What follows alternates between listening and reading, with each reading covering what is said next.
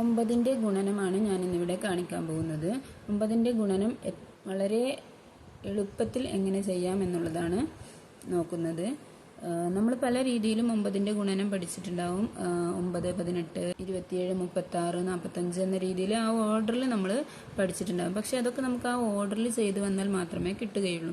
അതല്ലാതെ മറ്റൊരു രീതിയിൽ ഇടയിൽ നിന്ന് ചോദിച്ചാൽ എങ്ങനെ എളുപ്പത്തിൽ കണ്ടെത്താം എന്നുള്ള ഒരു രീതിയാണ് ഞാനിവിടെ കാണിക്കാൻ പോകുന്നത്.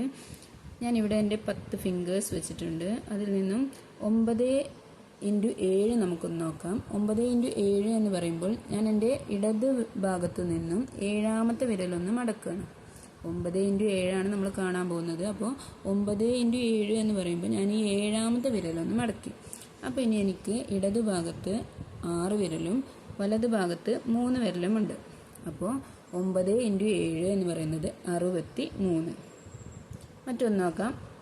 9 × 6 നോക്കാം. 9 × 6 നോക്കാം എന്ന് പറയുമ്പോൾ ഞാൻ 6ാമത്തെ വിരലാണ് മടക്കാൻ പോകുന്നത്. അതും ഇടത് ഭാഗത്ത് നിന്നാണ് 6ാമത്തെ വിരൽ ഞാൻ മടക്കി. അങ്ങനെ ആകുമ്പോൾ എനിക്ക് ഇടത് ഭാഗത്ത് 5 എണ്ണമുണ്ട്, വലത് ഭാഗത്ത് 4 എണ്ണമുണ്ട്. അപ്പോൾ 9 × 6 എന്ന് പറയുന്നത് 54. മറ്റൊന്ന് നോക്കാം.